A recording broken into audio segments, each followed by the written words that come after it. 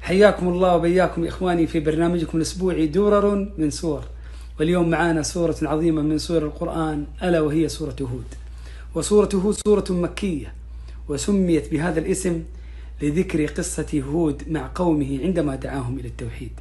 وقد فصل الله عز وجل في هذه السورة في قصة هود ما لم يفصل في غيرها، من أجل ذلك سميت هذه السورة بسورة هود. وموضوع هذه السورة الرئيسي تثبيت النبي عليه الصلاة والسلام على دعوته للتوحيد واستقامته على دين الله عز وجل، مع التهديد والوعيد للكافرين بالعذاب الأليم. قال الله عز وجل: تلك من أنباء الغيب نوحيها إليك ما كنت تعلمها أنت ولا قومك من قبل هذا فاصبر إن العاقبة للمتقين. جاء أحد الصحابة إلى النبي صلى الله عليه وسلم فقال له: يا رسول الله قد شبت. قال النبي صلى الله عليه وسلم: شيبتني هود وأخواتها.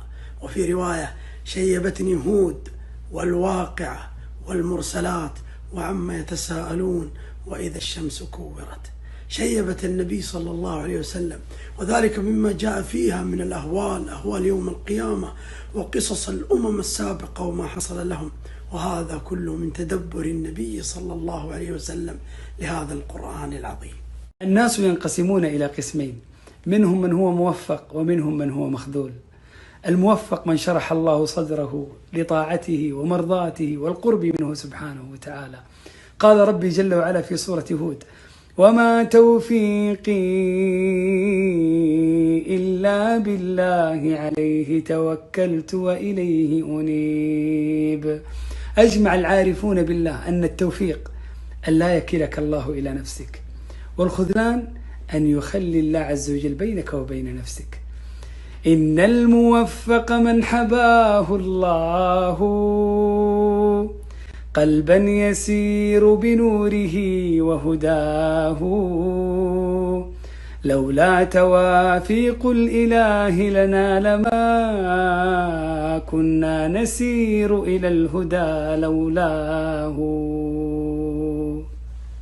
صفة من صفات أهل الجنة أثنى الله عز وجل على أصحابها ووعدهم بالخير العميم في الدنيا والآخرة، إنها صفة الإخبات. قال الله عز وجل في سورة هود: إن الذين آمنوا وعملوا الصالحات وأخبتوا إلى ربهم أولئك أصحاب الجنة هم فيها خالدون. المخبت هو الخاضع لربه المستسلم لأمره المتواضع لعباد الله. قال الله عز وجل عن المخبتين: وبشر المخبتين، أي بشرهم بخيري الدنيا والآخرة. وبشر المخبتين الذين إذا ذكر الله وجلت قلوبهم، والصابرين على ما أصابهم، والمقيم الصلاة ومما رزقناهم ينفقون. فهلا تدبرنا هذه الصفات لننضم إلى عباد الله المخبتين.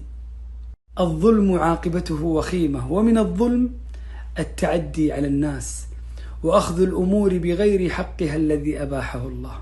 قال صلى الله عليه وسلم: إن الله لا يملي للظالم حتى إذا أخذه لم يفلته.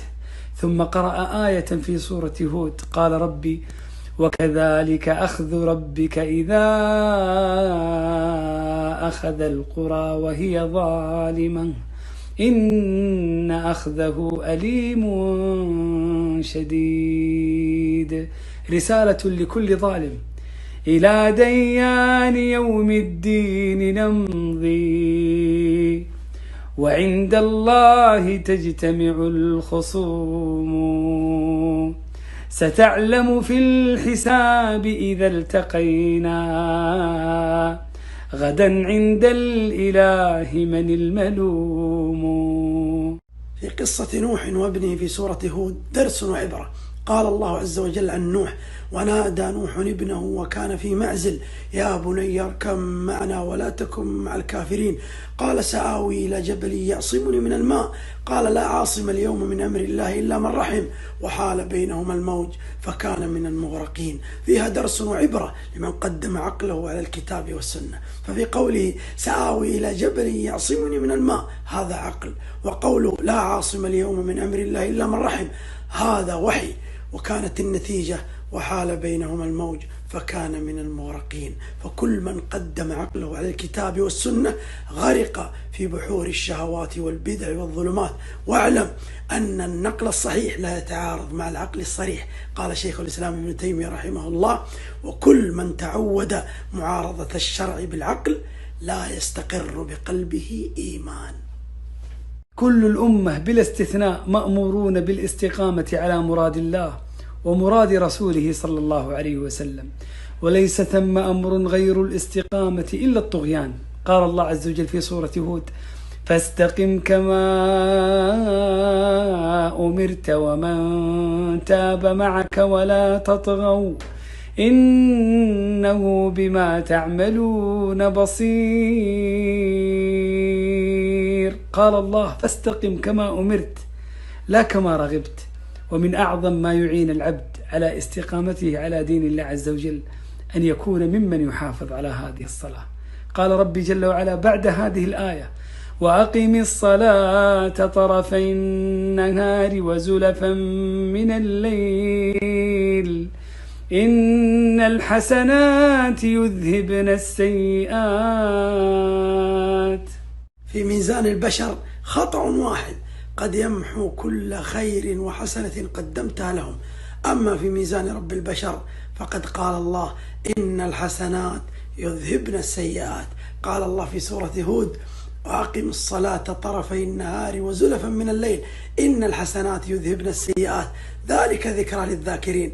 قال الحسن البصري رحمه الله: استعينوا على السيئات القديمات بالحسنات الحديثات، وإنكم لن تجدوا شيئا أذهب بسيئة قديمة من حسنة حديثة. وأنا أجد تصديق ذلك في كتاب الله، قول الله عز وجل: إن الحسنات يذهبن السيئات. في عهد النبي صلى الله عليه وسلم رجل قبل امرأة، فأتى إلى النبي صلى الله عليه وسلم فأخبره، فأنزل الله قوله: وأقم الصلاة طرفي النهار وزلفا من الليل إن الحسنات يذهبن السيئات ذلك ذكرى للذاكرين.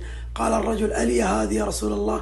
قال: لجميع أمتي. في سورة هود بين الله لنا ثمرات الاستغفار، ومن ثمرات الاستغفار الحياة الطيبة والمتاع الحسن. وأن استغفروا ربكم ثم توبوا إليه يمتعكم متاعا حسنا. ومن ثمرات الاستغفار نزول الأمطار وزيادة القوة. ويا قوم استغفروا ربكم ثم توبوا إليه يرسل السماء عليكم مدرارا ويزدكم قوة إلى قوتكم. وإذا أردت إجابة الدعاء فقدم قبلها الاستغفار. فاستغفروه ثم توبوا إليه إن ربي قريب مجيب. وإذا أردت رحمة الله ومحبة الله فعليك بالاستغفار. واستغفروا ربكم ثم توبوا إليه إن ربي رحيم ودود.